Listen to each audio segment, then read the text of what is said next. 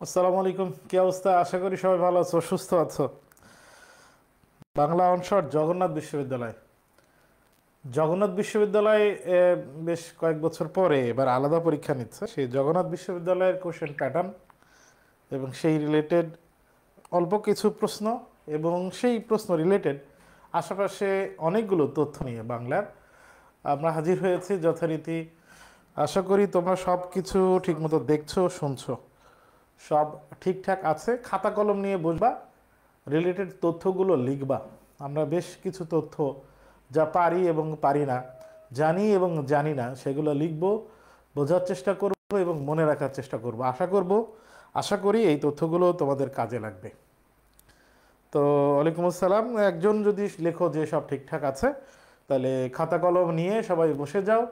আমরা আজকে গতকালের থেকেও অল্প সময় নেব, তবে আমরা বিস্তারিত বেশ কিছু প্রশ্ন সলভ করব। সব ঠিকঠাক থাকলে আমরা শুরু করি। সালাম কালাম সবাই করতেছে, সব ঠিকঠাক আছে এরকম কোনো মেসেজ এখনো পর্যন্ত? জি স্যার, সব ক্লিয়ার আছে, ফাইন। তাহলে আমরা শুরু করি। প্রথম প্রশ্ন, কাঁথা কম্বলটা চুবিয়ে রাখি জলে কি জানি কি হয়। আমরা জানি যে আমাদের পাঠ্য মাসেপিসি গল্পে এখানে তৎকালীন সমাজ,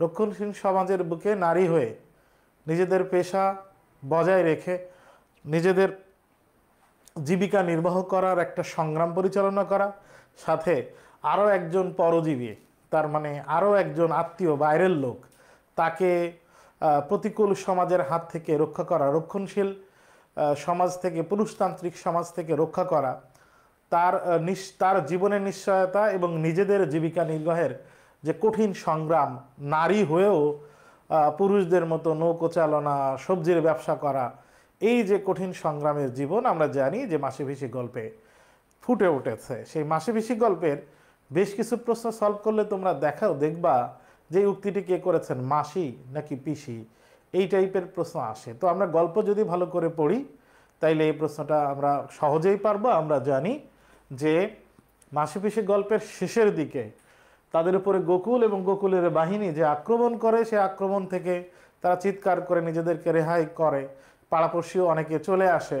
আক্রমণের পরে তারা অনিশ্চয়তা বোধ করে, তারা ভাবে যে এর পরেও হয়তো আক্রমণ হইতে পারে, এরপরে এমন হইতে পারে যে তাদের বাড়িতে আগুন ধরায় দিতে পারে। এই কারণে সেই আগুনের হাত থেকে রক্ষার জন্যে কাঁথা কম্বল পানিতে চুবিয়ে রাখতে চায়। তারা কি করতে পারি, এই দুইজন আলোচনা করে, মাসি এবং পিসি।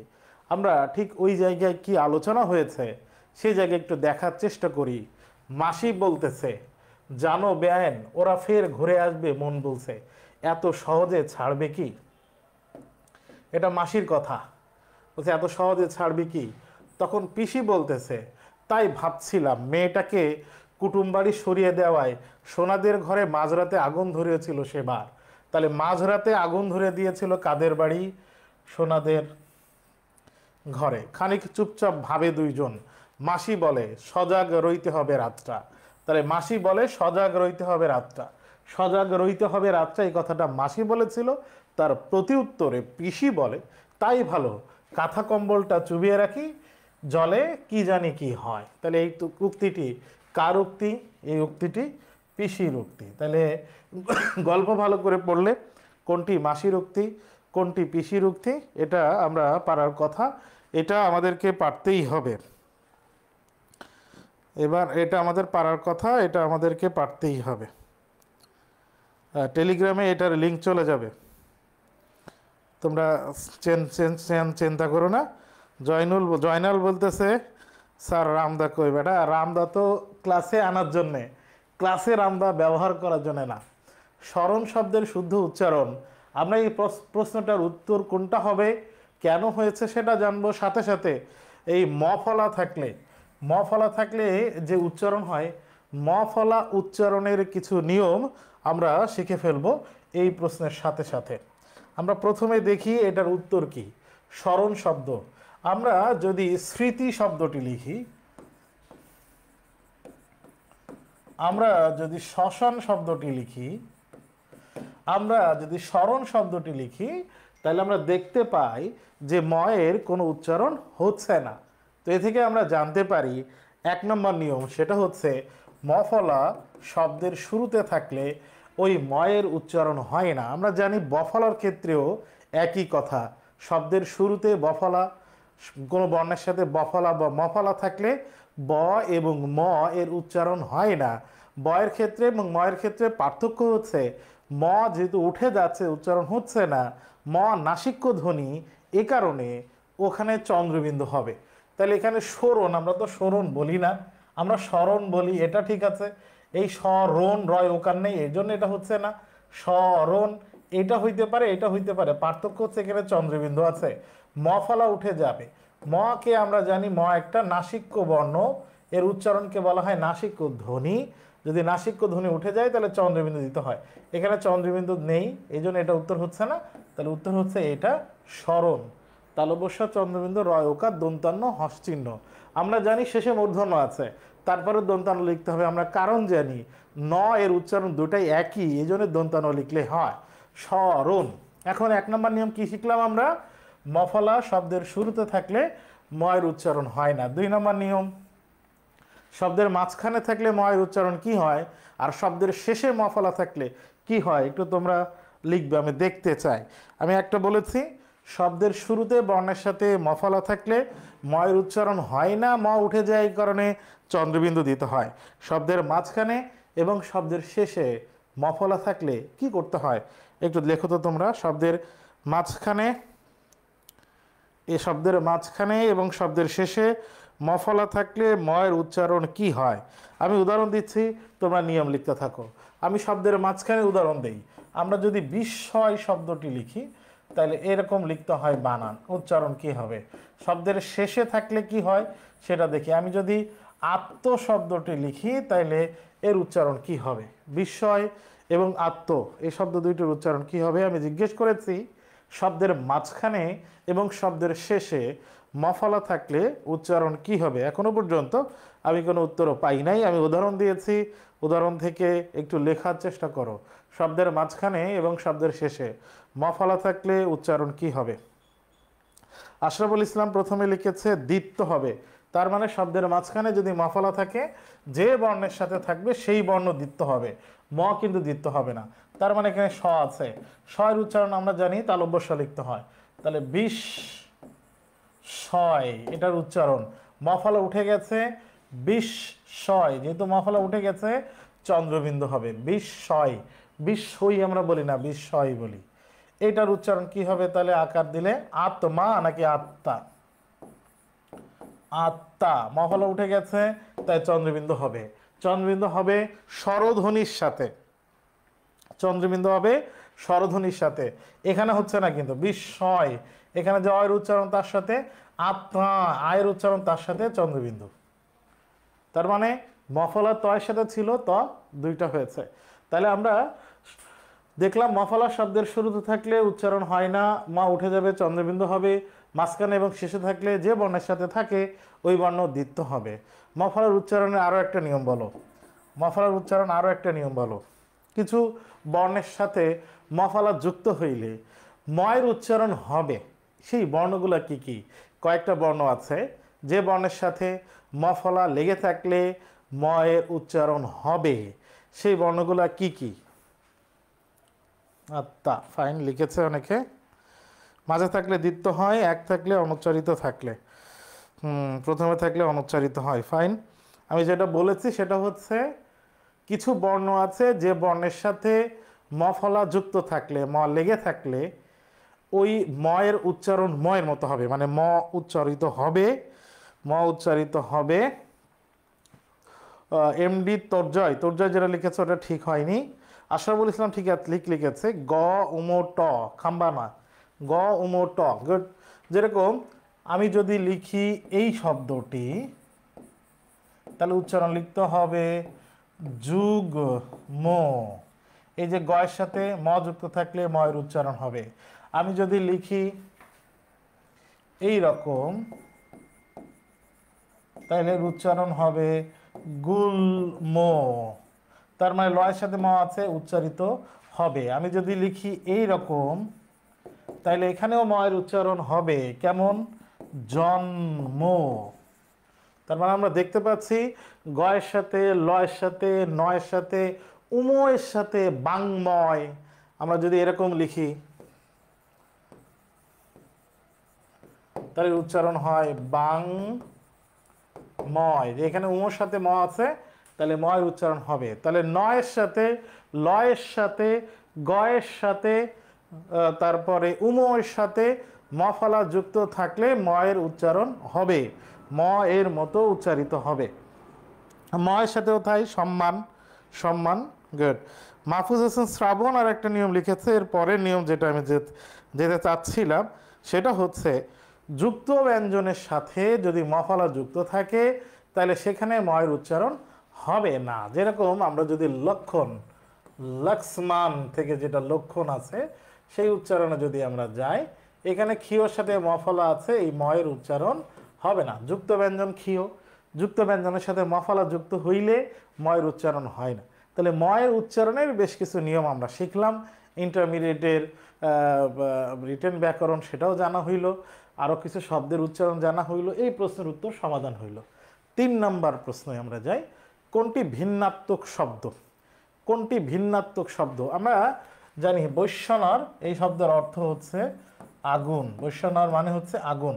পাবক শব্দের অর্থ জানি আমরা আগুন, কিন্তু পাবকের মতো আরেকটা শব্দ আছে পবন। যদি পবন লিখি তখন তার অর্থ দাঁড়ায় বাতাস। কৃষাণু শব্দের অর্থ হচ্ছে আগুন, বৈশ্বনর মানে আগুন, পাবক শব্দের অর্থ আগুন। আর প্রবঞ্জন, প্রবঞ্জন শব্দের অর্থ ভিন্ন। এটাই উত্তর। প্রবঞ্জন মানে কি একটু দেখতে চাই। কৃষাণু মানে আগুন, মেনশন দেওয়ার কেউ না, এইসব তোমার লেখা দরকার নেই, ক্লাস করো, লেখো। আমি বলতেছি উত্তর হবে প্রবঞ্জন, ময়ের সাথে ম উচ্চারিত হবে। স্যার দামা এটা কই, দামা এটা কই মানে বুঝি নাই। তাহলে যেটা বলতেছি সেটা হচ্ছে প্রবঞ্জন উত্তর হবে এই 3টা, ওইটা ভিন্নার্থক। প্রবঞ্জন শব্দের অর্থ কি? ওটা তো ভিন্নার্থক মানলাম। প্রবঞ্জন শব্দের অর্থ কি?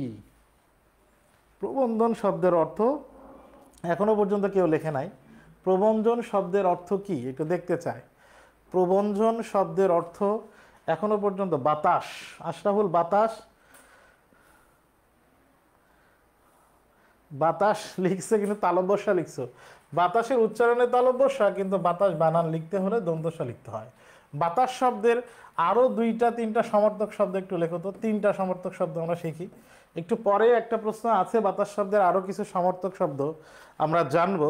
বাতাস শব্দের আরও কয়েকটা সমর্থক শব্দ দেখি। বাতাস মানে বায়ু, বাতাস মানে হচ্ছে এই যে লিখলাম পবন, বাতাস মানে হচ্ছে হাওয়া, বাতাস মানে প্রবঞ্জন, বাতাস মানে অনিল। একজন লিখছে বাতাস শব্দের সমর্থক শব্দ রেবেকা বিদ্যুৎ। কেমনে বিদ্যুৎ কেমনে? গুড। তাহলে আমরা বাতাস শব্দের আরো কিছু সমর্থক তোমরা লিখতে থাকো। এটা পবন, দন্তান্ন। হ্যাঁ, কোনটি নিত্য সমাসের উদাহরণ? লালচে, লাল রঙের লালচে। প্রভাত, এটা হচ্ছে প্রাদি সমাসের উদাহরণ। অধর্ম, ধর্ম নেই যার, এটা নন বহুব্রীহি। বেহায়া, হায়া নেই যার, এটাও নন বহুব্রীহি। এই 2টা নন বহুব্রীহি। প্রভাত হচ্ছে প্রাদি সমাস, আর লালচে প্রায় লাল, লাল রঙের, এটা নিত্য সমাসের উদাহরণ। নিত্য সমাসের আরো 2-1টা উদাহরণ দেখি বলো তো। নিত্য সমাস, নিত্য সমাস সাধিত শব্দ আমরা আরো 2টা শব্দ, মোট 3টা শব্দ শিখব। নিত্য সমাস সাধিত আরো 3টা শব্দ আমরা শিখব।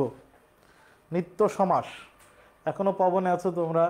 লালচে, প্রভাত প্রাদি সমাস, অধর্ম আর বেহায়া নন বহুব্রীহি সমাস। আমরা এখানে দেখেছি নিত্য সমাসের উদাহরণ হচ্ছে লালচে। তো নিত্য সমাসের আরো 2-1টা উদাহরণ একটু দেখতে চাই। নিত্য সমাস সাধিত শব্দ আরো 3টা উদাহরণ আমরা দেখব, পড়ব, এর পরে প্রশ্নে যাব।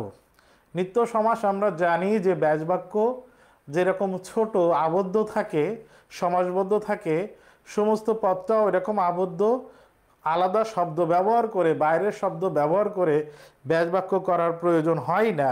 সেটাই হচ্ছে নিত্য সমাস। জিশান বলছে চুলাচুলি, না, এটা ব্যতে আর বহুব্রীহি। কানাকানি, চুলাচুলি এটা ব্যতিহার বহুব্রীহি। আমি প্রশ্ন করেছি নিত্য সমাসের উদাহরণ, আরও 3টা নিত্য সমাসের উদাহরণ। কি ব্যাপার, নিত্য সমাসের উদাহরণ পারছো না কেন তোমরা? নিত্য সমাস তো খুব কমন একটা প্রশ্ন, অনেকেই পারার কথা। এই যে একজন লিখেছে, রেবেকা লিখেছে গ্রামান্তর, অন্য গ্রাম, গ্রামান্তর। ফাইন, এটা নিত্য সমাসের উদাহরণ। আর অন্য গ্রাম, গ্রামান্তর, ওয়ালাইকুম আসসালাম আনাস। যুগান্তর, গ্রামান্তর,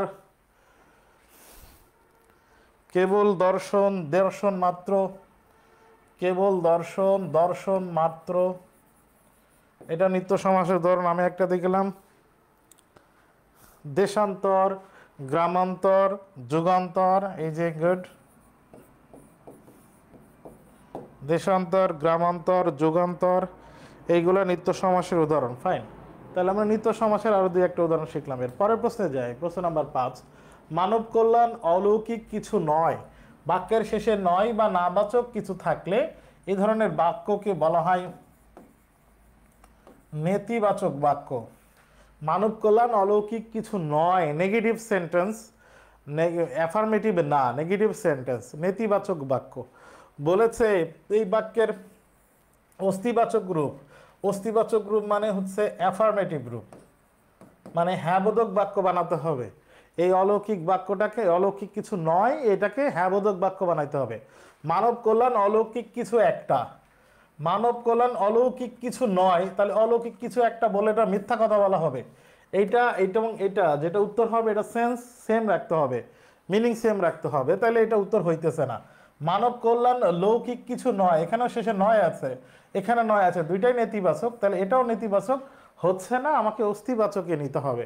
মানব কল্যাণ লৌকিক কিছু, অলৌকিক কিছু নয়, আমরা নয় এবং এখানে অলৌকিক হয়ে গেছে, অলৌকিক হবে, নয় এবং অবাদ দিলে লৌকিক কিছু, মানব কল্যাণ লৌকিক কিছু, তাহলে এটা উত্তর মনে হচ্ছে হবে। মানব কল্যাণ অলৌকিক কিছু, অলৌকিক কিছু নয় কি আবার অলৌকিক কিছু বলা যাবে? এটা উত্তর হচ্ছে না। 3 নম্বরটা খুবই সহজ প্রশ্ন, বাক্যের রূপান্তর অস্তিবাচক থেকে নেতিবাচক বাক্য প্রশ্ন এসেছে। কত টাকার বিনিময়ে মোহাম্মদী বেগ সিরাজউদ্দৌলাকে হত্যা করেন? এটা খুবই সহজ প্রশ্ন, কমন প্রশ্ন, বিগত বছরে প্রায়ই আসা প্রশ্ন, এবং বিগত বছরে প্রায়ই আসা প্রশ্ন, এবং দেখবা এবারও কোনো না কোনো জায়গায় তোমাদের ভর্তি পরীক্ষায় এই প্রশ্ন থাকবে। খুব কমন প্রশ্ন কিন্তু ইম্পর্টেন্ট প্রশ্ন, এরকম কিছু গদবাদা প্রশ্ন থাকে। 10,000 টাকার বিনিময়ে সিরাজউদ্দৌলাকে হত্যা করেছিল। লাল সালু উপন্যাসে ধলা মিয়া কে? লাল সালু উপন্যাসের ধলা মিয়া হচ্ছে তানু বিবির বড় ভাই। আমরা জানি লাল সালু উপন্যাস শুরুর আগে বিভিন্ন চরিত্র সম্পর্কে বিভিন্ন কথা লেখা আছে, চরিত্র বিশ্লেষণ করা আছে। তোমরা উপন্যাসের ওই চরিত্র বিশ্লেষণ মজিদ সম্পর্কে, খালেক ব্যাপারী সম্পর্কে, রহিমা সম্পর্কে, জমিলা সম্পর্কে, প্রধান চরিত্র ছাড়াও প্রধান চরিত্র যতগুলো আছে, আটকার চরিত্র সম্পর্কে বিভিন্ন চরিত্রের বিশ্লেষণ টুকটাক ছোটোখাটো লেখা আছে। এই জায়গাটা গুরুত্বপূর্ণ, পড়া জরুরি, ওখান থেকে এমসিকিউ আসে। আমরা তানু বিবি সম্পর্কে কি লেখা আছে, লাল সালু উপন্যাসের ধলা মিয়া সম্পর্কে কি লেখা আছে দেখি। প্রথমে ধলা মিয়া হচ্ছে তানু বিবির বড় ভাই, এটা একটা বিষয়। বোকা কিসিমের মানুষ, ধলা মিয়া কিছুটা বোকা কিসিমের মানুষ। বোনজামাইয়ের ভাত এতই মিঠা লাগে যে নড়ার নাম করে না সে। বছর শেষ হয় কিন্তু বোনজামাইয়ের বাসায় থাকে। ব্যাপারীর সামনে কথা বলতে সে অস্বস্তি বোধ করে, ব্যাপারী খালেক ব্যাপারীর সামনে সে কথা বলতে অস্বস্তি বোধ করে। সবসময় পালাই পালাই ভাব থাকে কিন্তু যায় না, সবসময় পালাই পালাই ভাব থাকে, তার সামনে অস্বস্তি প্রকাশ করে ব্যাপারীর সামনে। এই ধলা মিয়াকে কোনো জায়গায় পরগাছা মুরব্বী বলে পরিচিত। ধলা মিয়া উপন্যাসে পরগাছা মুরব্বী নামে পরিচিত। এটা একটা ইম্পর্টেন্ট তথ্য যে লাল সালু উপন্যাসে পরগাছা মুরব্বী নামে পরিচিত কে, সেটা হচ্ছে এই ধলা মিয়া। খালেক ব্যাপারী তারা কি করে, খালেক ব্যাপারী তাকে আওয়ালপুরের পীরের কাছে পানি পড়া আনার জন্য পাঠায়, সে মজিদের কাছে সব বলে দেয়। এই তার ধলা মিয়া, সে মজিদের কাছে সব বলে দিছে, মজিদকে ঘুষ দেওয়ার প্রস্তাব করে। বুড়োর মতন সেও ঢ্যাঙ্গা লম্বা মানুষ, ঢ্যাঙ্গা লম্বা মানুষকে ধলা মিয়া। পালাই পালাই ভাব থাকে কার? ধলাই মিয়ার, ধলা মিয়ার। পরগাছা মুরব্বীকে ধলা মিয়া, তানু বিবির বড় ভাইকে ধলা মিয়া, বোকা কিসিমের মালিককে মানুষকে, বোকা কিসিমের মানুষকে ধলা মিয়া। তাহলে আমরা এই চরিত্র বিশ্লেষণ করে এতে বুঝি বোকাকার পানি পড়াকার কাছ থেকে নালো কলমা জানামিয়া। দেখো তোমরা পড়তেছো, ইম্পর্টেন্ট তথ্য ব্যাখ্যা করছে, কমেন্টে গিয়ে এই উল্টোপাল্টা কেন করো? এই জন্যে আমরা আমাদের পেইড ব্যাচের ক্লাসগুলো জুমে নেই।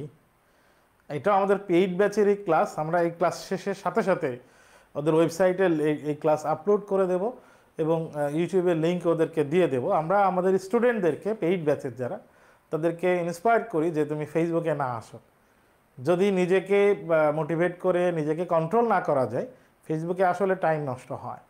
এই যে তোমরা বারবার তোমাদেরকে বলে, আমরা তো অন্যদিকে তোমাদেরকে নিয়ে যাই না, তো যেটা প্রয়োজন সেই রিলেটেড কথাবার্তা বললেই তো হয়। অন্য কথা নিয়ে তোমরা কেন ব্যস্ত হয়ে যাও? কিন্তু মেয়ের বয়স যে 15, তাই শুনিয়া মামার মন ভার হইল, বাক্যটি দেখো এখানে কিন্তু আছে। কিন্তু দেখে মনে হইতে পারে কিন্তু থাকলে তো যৌগিক বাক্য হয়, কিন্তু এখানকার কিন্তুতে কিন্তু একটা কিন্তু আছে। এখানকার কিন্তু কিন্তু সংযোজক বা বিয়োজক অব্যয়, যেটাকে আমরা সমুচ্চয় অব্যয় বলি, সমুচ্চয় অব্যয় হিসেবে ব্যবহৃত হয় নাই। কিন্তু মেয়ের বয়স যে 15, এই বাক্যের এখানে পর্যন্ত যদি আমরা থেমে যাই, মেয়ের বয়স যে 15, এখানে যে আছে এবং এখানে কমা আছে, এখানে যদি আমরা থেমে যাই দেখি বাক্যটা শেষ হয় নাই, একটা আশ্রিত খণ্ড বাক্য। তাই শুনিয়া মামার বোন ভার হইল। তাহলে বাক্যের একটা অংশ আর একটা অংশের উপরে ডিপেন্ড করছে, নির্ভর করছে। এই ধরনের বাক্যকে বলা হয় জটিল বা মিশ্র বাক্য, যদিও কিন্তু আছে এখানে। আশা করি এই বাক্যটি জটিল বা মিশ্র বাক্য কেন হইল, কেমনে হইল, এটা আমরা বুঝতে পেরেছি। পরের প্রশ্নে যাই, তুর্কি নাচন মানে কি? একবারে এলোমেলো অবস্থা, হেলে দুলে একবারে এলোমেলো বেকায়দার মতো করে শরীরের অঙ্গভঙ্গি করে নাচা, এই ধরনের নাচাকে বলা হয় তুর্কি নাচন। এটাকে বলা হয় হুলস্থুল অবস্থা। হুলস্থুল অবস্থাকে বাগধারায় তুর্কি নাচন বলে। 10 নম্বর, আমি উত্তর বায়ু মলয় অনিল উদাস পূরবী হাওয়া, এই বাক্যে, বিদ্রোহী কবিতার এই বাক্যে বাতাস শব্দের প্রতিশব্দ আছে 4টা। 4টা প্রতিশব্দ কোথায় কোথায় আছে আমরা দেখি। আমাদের বলেছে বাতাস শব্দের প্রতিশব্দ, তাহলে বায়ু মানে বাতাস, এটা আমরা জানি। অনিল মানে বাতাস, এটা আমরা জানি। হাওয়া মানে বাতাস, এটা আমরা জানি। পূরবী মানে হচ্ছে সন্ধ্যায় গান গাওয়া হয়, সন্ধ্যায় গাওয়া হয় এমন রাগিনী বা গানকে বলা হয় পূরবী। আর একটা বায়ু বা বাতাস শব্দের সমর্থক শব্দ আছে, সরাসরি বাতাস না, কিন্তু বাতাস শব্দের সমর্থক হিসেবে ধরা যায়, সেটা হচ্ছে এই মলয়। এখন মলয় সম্পর্কে একটু আমরা জানি। মলয় পর্বত দক্ষিণ বায়ুর উৎপত্তি স্থল। এই মলয় পর্বতমালা বলে এটাকে, দক্ষিণ বায়ুর উৎপত্তি স্থল, মালাবার দেশ বলা হয় এটাকে। মলয় শব্দের আরও একটা অর্থ হচ্ছে স্নিগ্ধ দক্ষিণ বায়ু। মলয় পর্বত থেকে প্রবাহিত বায়ুকে বলা হয় মলয়। মলয় পর্বত থেকে প্রবাহিত বায়ু বা দক্ষিণ বায়ুকে বলা হয় মলয়। এই জন্যে দক্ষিণ বায়ু, দক্ষিণ দিক থেকে আসা বাতাস বা বায়ু, এই কারণে মলয় বাতাস শব্দের একটা সমর্থক শব্দ। তাহলে বায়ু আমরা পেলাম কি কি? তাহলে বায়ু, মলয়, অনিল আর হাওয়া, এই 4টা হচ্ছে বাতাস শব্দের সমর্থক শব্দ। এখানে আছে, আমাদেরকে দেখাতে হবে বাতাস শব্দের সমর্থক শব্দ কোনগুলো। আশা করি আমরা এটা বুঝতে পেরেছি। অভিধানে কোন শব্দটি আগে থাকবে? এখানে যে শব্দগুলো আছে, কোন শব্দটা অভিধানে আমরা আগে পাবো? দেখো, ন, ন, ন, ন, সবগুলোতে শুরুর বর্ণ হচ্ছে দন্তান্ন। এখানে নয়ের সাথে আছে এ, এখানে নয়ের সাথে আছে দীর্ঘ ই, এখানে নয়ের সাথে আছে রি, এখানে নয়ের সাথে আছে রি। অ, আ, হ্রস্ব ই, দীর্ঘ ই, হ্রস্ব ই, দীর্ঘ ই, রি, এ, ওই, ও। তাহলে আমরা স্বরবর্ণ যখন পড়ি তখন অ, আ, হ্রস্ব ই, দীর্ঘ ই, হ্রস্ব দীর্ঘ, তারপরে হলো রি, শেষে এ, ওই, ও, ও। এটা হচ্ছে বর্ণের ক্রম। এই বর্ণের ক্রম যদি হয় তাহলে আমরা 1 নম্বরে কোনটা পাবো? এই 4টার মধ্যে রি এর আগে দীর্ঘই এ, রি এর পরে হচ্ছে এ, আর দীর্ঘই হচ্ছে আগে। তাইলে আমরা এই 4টা শব্দের মধ্যে অভিধানে নীলিমা আগে পাবো। নীলিমা সিরিয়াল হচ্ছে 1 নম্বর। 2 নম্বর সিরিয়াল কি? এ, তো এর আগে তো রি, তার মানে 2 নম্বর সিরিয়ালে রি থাকবে। তাহলে রি তো এখানে 2টা আছে, এই দুইটা আছে, এই দুইটার মধ্যে কোনটা আগে দেখি। এখানে নৃশংস এই পর্যন্ত দেখো সেম আছে, এখানে এই পর্যন্ত আছে দেখো সেম, অতিরিক্ত তা যুক্ত হয়েছে। তাহলে এখানে নৃশংস শেষে আর কিছুই নাই, এখানে নৃশংসের পরে তা রইছে, তাইলে এই নৃশংস তা অবশ্যই তার আগে আমরা নৃশংস পাবো। তার মানে অভিধানে এই 4টা সিরিয়ালের মধ্যে 2 নম্বরে থাকবে নৃশংস, 3 নম্বরে থাকবে নৃশংসতা, আর 4 নম্বরে থাকবে নেশা। তাহলে এই 4টা শব্দ আমরা যদি অভিধানে খুঁজি, তাহলে আমরা নীলিমা আগে পাবো, তারপরে নৃশংস, তারপরে নৃশংসতা এবং পরে নেশা। আবিধানিক শব্দ দিয়ে তোমাদের বহুত ক্লাস, বহুত বিশ্লেষণ হয়েছে। আশা করি তোমরা এটা সহজে পেরেছো, যদিও এই প্রশ্নটা বেশ সহজ একটা প্রশ্ন। কোন শব্দটির প্রয়োগ শুদ্ধ? আমরা জানি বৈশিষ্ট্য ইটসেলফ একটা নাউন, তাহলে তা যুক্ত করে আর বিশেষ্য করা লাগবে না, এটা ভুল। সুন্দরতা এরকম শব্দ হইতে পারে না। আধিক্য একটা নাউন যুক্ত করে তা বিশেষ্য করা লাগবে না, এটা ভুল, এটাও ভুল। সুন্দরতা এটা ঠিক আছে, এটার আর একটা রূপ হচ্ছে সৌন্দর্য। সৌন্দর্য এই যে বিউটি, যে এটা নাউন, এই সৌন্দর্য যে বিউটি নাউন, এর আর একটা নাউন হচ্ছে সুন্দরতা, সৌন্দর্যের একটা শব্দ। তার মানে এখানে সুন্দরতাটা ঠিক আছে, বাকি 3টা ঠিক নাই। পরবর্তী প্রশ্ন, খোকা শব্দটি কোন শব্দ? খোকা একটা দেশি শব্দ। দেশি শব্দের আর এক নাম আমরা কি জানি? দেশি শব্দের আর এক নাম আমরা জানি খাঁটি বাংলা শব্দ। শব্দের উৎস অনুযায়ী খোকা খাঁটি বাংলা শব্দ, দেশি শব্দ। আমরা আরও 3টা দেশি শব্দ জানবো, আরও 3টা দেশি শব্দ আমি চাই যে তোমরা লিখবা। 3টা দেশি শব্দ, 3টা দেশি শব্দ দেখতে চাই। দেখো আমরা ক্লাসটা তো পড়ার মতো করে করব। আমরা লিখছি, পড়ছি, নোট করছি, আরও 3টা দেশি শব্দ শিখব। তাহলে দেশি শব্দ রিলেটেড প্রশ্ন যেন আসলে আমি কমন পাই এমন 3টা শব্দ তোমরা বলো। মানে ক্লাস করা মানেই শুধু এসে হাই হাই করলাম, কমেন্ট করলাম, উল্টোপাল্টা লিখলাম, বিষয়টা এরকম না। ক্লাস করা মানেই আমি বেশ কিছু তথ্য জানলাম, শিখলাম, যেটা আমার ভবিষ্যতে কাজে লাগবে। তাহলে আমি আরও কয়েকটা দেশি শব্দ দেখতে চাই, এখনো পর্যন্ত কেউ লেখে নাই, আরও কয়েকটা দেশি শব্দ দেখতে চাই। অনেকে নতুন যুক্ত হচ্ছে, অনেকে চলে যাইতেছে। দেশি শব্দ, মুশফিক বিন জয়নাল, ঠিক আছে, দেশি শব্দ উত্তর তো পাইলাম। আরও 3টা দেশি শব্দ দেখতে চাই। আমরা জানি যে গার্হস্থ্য, ঘরের ভিতরে, গৃহের অন্তরে অবস্থিত অনেকগুলো শব্দ আছে গার্হস্থ্য জীবনে প্রয়োজনীয়, গার্হস্থ্য রিলেটেড, সেই শব্দগুলো দেশি শব্দ হয়। একজন লিখেছে যে পেট, চালা লিখছে, চুলা হবে, কুলা, পেট, এগুলো দেশি শব্দ, ফাইন। একজন লিখেছে চুলা দেশি শব্দ, গুড। ঢেকি দেশি শব্দ, ঢেকি দেশি শব্দ, চুলা, কুলা দেশি শব্দ, লগি দেশি শব্দ, ভেরি গুড ভেরি গুড। এই তো বেশ কিছু দেশি শব্দ আমরা পেয়ে গেলাম, চাল দেশি শব্দ পেয়ে গেলাম। পরের প্রশ্ন যায়, রেলওয়ে কর্মচারী ইংরেজ স্টেশন মাস্টারকে ডেকে আনলো কেন? কারণ জানি যে কল্যাণী চিল্লাবাল্লা করতেছিল, বলতেছিল যে আগে থেকে যে এটা এই কামরা যে বুকিং করা আছে, কই টিকিট দেখান। এই চিল্লাবাল্লা যখন করতেছিল, অনুপম নিজে নেমে যাইতেছিল, ওরা থামতে কইছে, থামে কল্যাণী তাদের সাথে ঝগড়া গ্যাঞ্জাম করলো, নামলো না। পরে মান সম্মান বজায় রাখার জন্যে আলাদা একটা কামরা ওই ট্রেনের সাথে অ্যাড করে সেখানে এই বড় অফিসার, রেলওয়ের লোকজন সব সেখানে গেল, তাদের কামরা ছাড়তে হইল না। তাহলে কোন কারণে আসলে ইংরেজ স্টেশন মাস্টারকে ডেকে আনছিল কর্মচারী? সেটা হচ্ছে মেয়েটির চঞ্চলতায়, কল্যাণীর চঞ্চলতায়। এটা কল্যাণীর কথা বলা হয়েছে আমরা জানি, এবং এই তথ্যটা আমরা অপরিচিতা গল্প সব থেকে ভালো করে পড়ি। এই প্রশ্নটা বা তথ্যটা পারার কথা আমাদের সবার। পরের প্রশ্ন, দুধে ভাতে উৎপাত গল্পগ্রন্থের রচয়িতাকে? দুধে ভাতে উৎপাত এই গল্পগ্রন্থের রচয়িতা আখতারুজ্জামান ইলিয়াস। রেইনকোট গল্পের যিনি রচয়িতা, তিনি হচ্ছেন দুধে ভাতে উৎপাত এই গল্প গ্রন্থ মানে গল্পের বই রচয়িতা। আমরা আখতারুজ্জামান ইলিয়াসের উপন্যাস এবং গল্পগ্রন্থের কিছু নাম একটু দেখি। আমরা জানি তার বিখ্যাত উপন্যাস হচ্ছে চিলেকোঠার সেপাই। চিলেকোঠার সেপাই এটা 69-এর গণঅভ্যুত্থানের প্রেক্ষাপটে রচিত, খুব খুব ইম্পর্টেন্ট তথ্য, এটা জানা দরকার। চিলেকোঠার সেফাই লিখেছেন আখতারুজ্জামান, 1969 যে গণ অভ্যুত্থান, সেই গণ অভ্যুত্থানের প্রেক্ষাপটে রচিত তার বিখ্যাত উপন্যাস খোয়াবনামা, যে খোয়াবনামার বিষয় হচ্ছে তেভাগা আন্দোলন, সিপাহী বিদ্রোহ এবং বঙ্গভঙ্গ। সিপাহী বিদ্রোহ হয়েছিল 1857 সালে।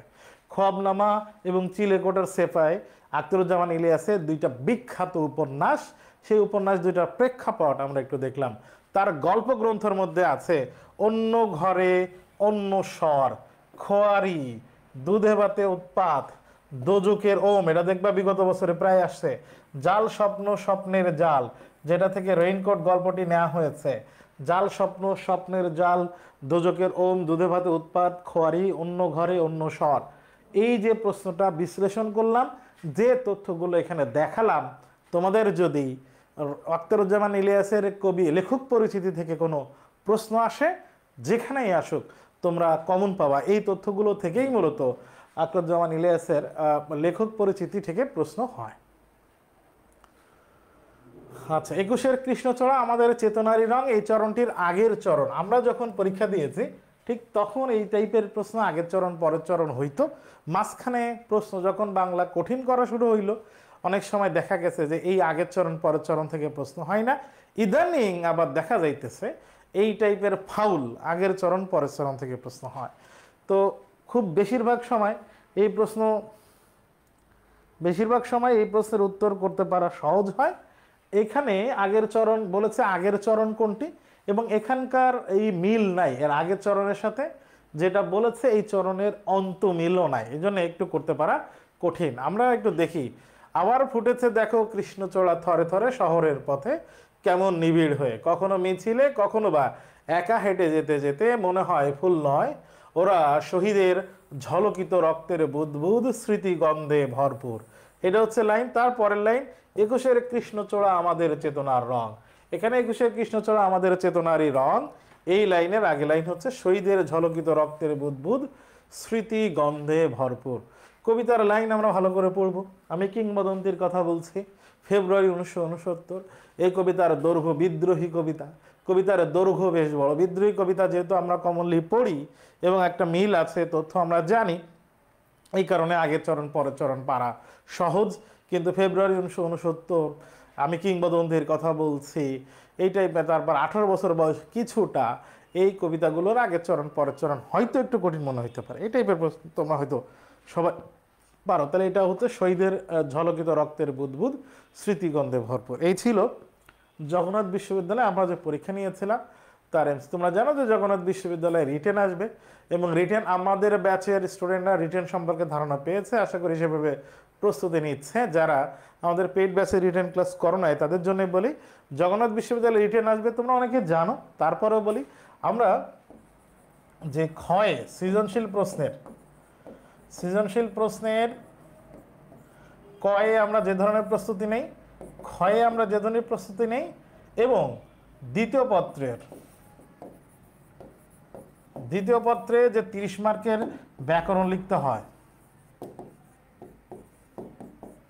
লিখিত, বিগত বছরে জগন্নাথ বিশ্ববিদ্যালয়ে যখন রিটেন ছিল, প্রশ্ন ঘাটলে দেখা যায় যে এই প্রশ্নই ছিল, এই যে সৃজনশীল প্রশ্নের খ, এবং দ্বিতীয় পত্রের যে রিটেনের যে দ্বিতীয় পত্রে ব্যাকরণের যে লিখিত আছে, যে গঠন অনুসারে বাক্য কত প্রকার সেটি লেখো, এ উচ্চারণের 4টি নিয়ম লেখো, তৎসম শব্দের বানানের 5টি নিয়ম লেখো।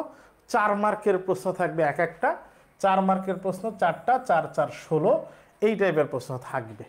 তো ওই ক সৃজনশীল প্রশ্নের ক জ্ঞানমূলক, খ অনুধাবন, এবং দ্বিতীয় পত্রের ব্যাকরণের এই লিখিত। আশা করি বিগত বছর প্রশ্ন ঘাটলে দেখা যায় এই টাইপের প্রশ্নই হবে। আশা করি এগুলাই তোমরা কমন পাবা। তোমাদের প্রতি শুভকামনা। সবাইকে অসংখ্য ধন্যবাদ যে তোমরা এতক্ষণ আমাদের ক্লাসে উপস্থিত ছিলে। সবাইকে অসংখ্য ধন্যবাদ জানিয়ে আজকের এই অনশর্ট ক্লাস এখানে শেষ করছি। আসসালামু আলাইকুম।